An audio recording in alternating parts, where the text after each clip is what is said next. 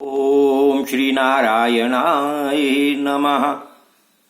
अवतारम महाविष्णु कल्के परमम अद्भुतम कलिकुलवन हंता सत्य धर्म प्रणेता नमो नमः। ओम सुमति सुताय विद्महे निष्कलंकाय धीमहि तन्नो कल्कि प्रचोदयात्। श्री नारायणाय नमः। श्री हनुमते नमः। भगवत भक्तों, जय श्री कल्कि।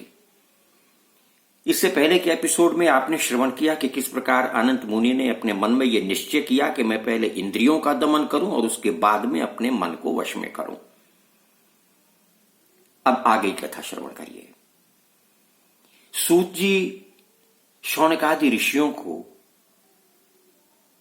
परम पावन महातीर्थ नैमिषारण्य में ये कथा श्रवण कराते हुए कहने लगे, हे ऋषियों, उन अनंत मुनि ने जब इस प्रकार संकल्प कर लिया कि मैं अपने मन को तब वश में करूंगा जब पहले इंद्रियों का दमन करूंगा, तो उनके ये संकल्प करते ही 10 इंद्रियों के 10 अधिष्ठाता अनंत मुनि के समक्ष प्रकट हो गए और कहने लगे, हे अनंत, हम दिक्वात प्रचेता दोनों अश्विनी कुमार अग्नि इंद्र उपेंद्र मित्र आदि 10 इंद्रियों के अधिष्ठान हैं।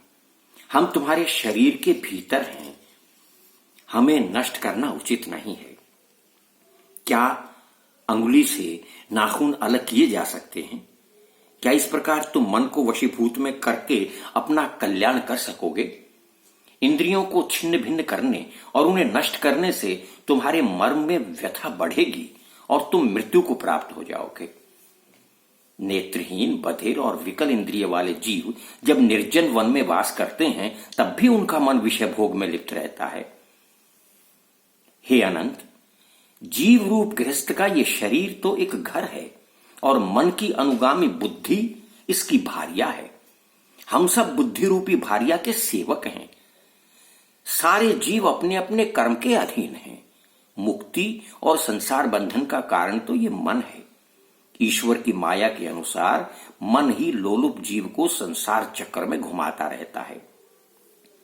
यदि तुम अपने मन को वश में करना चाहते हो तो समस्त इंद्रियों के माध्यम से अपने मन में श्री नारायण महाविष्णु जी की भक्ति स्थापित करो, क्योंकि भक्ति ही निरंतर समस्त कर्मों का नाश करके सुख और मोक्ष प्रदान करती है। भक्ति से ही द्वैत अद्वैत का ज्ञान होता है। भक्ति आनंद संदोह देने वाली है। हे महामते, हरि भक्ति से ही जीव कोश का दमन होता है। इस समय कलिकाल में भगवान श्री महाविष्णु के परम अद्भुत अवतार श्री कल्कि जी के दर्शन से तुम परम निर्वाण को प्राप्त कर सकोगे। हे राजाओं, परमहंस के इस उपदेश को सुनकर और उन सभी देवताओं के जो इंद्रियों के अधिष्ठान हैं उनकी ऐसे विचारों को सुनकर मैं भक्ति पूर्वक भगवान श्री नारायण हरि विष्णु की केशव की पूजा करके कली का नाश करने वाले भगवान श्री कल्कि जी के दर्शनार्थ इस स्थान पर आया हूं। यहां आकर उस निराकार ईश्वर के साकार रूप के मैंने दर्शन पाए हैं। पदहीन ईश्वर के चरण पल्लव का स्पर्श करके मैं कृतार्थ हो गया हूं। बस मैं उसी दिन से न इंद्रियों को देखता हूं, न मन को देखता हूं और निरंतर भगवान के रूप गुण धाम का वर्णन करने में लगा रहता हूं। बस केवल इनकी भक्ति ही एकमात्र मेरा आजीविका का साधन है, मेरे जीवन का साधन है। वाणी रहित जगतपति की बातों को मैंने श्रवण किया है, आज मैं कृतार्थ हो गया हूं। ये कहकर अत्यंत हर्षित होकर के अनंत मुनि कमल लोचन पद्मानाथ भगवान महाविष्णु के कलयुग के स्वरूप श्री कल्कि जी को प्रणाम करके दंडवत उनके चरणों में गिर पड़े और पुलकित शरीर से गदगद हो जय श्री नारायण, जय श्री कल्कि, जय जगतपते, पद्मापति, जय रमापते, ये कहते कहते और वहां से अंतर्ध्यान हो गए, चले गए। इस प्रकार मुनि के वचन सुनकर सभी राजाओं ने वैराग्य प्राप्त किया और वो सभी राजा भी ऋषियों की भांति व्रत नियम आदि से अनुष्ठान पूर्वक भगवान श्री कल्की पद्मा जी की पूजा करके भगवान की सायुज्य भक्ति मुक्ति को प्राप्त करने के लिए उद्यत हो गए। उन्होंने सब अपने राजपाट का त्याग कर दिया।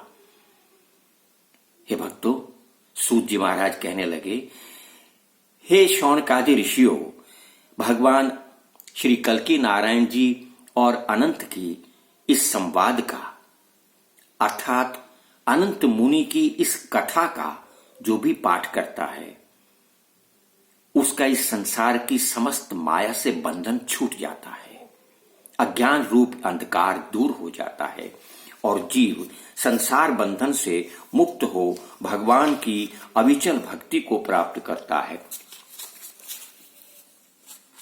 संसाराब्धि विलास लाल समति श्री विष्णु सेवा दरो भक्त्याख्यानमिदं स्वभेद रहितं निर्माय धर्मात्मना ज्ञानोल्लास निशात खग मुदितः सद्भक्ति दुर्गाश्रयः षड्वर्गं जयताद शेष जगताम आत्मस्थितं वैष्णवः।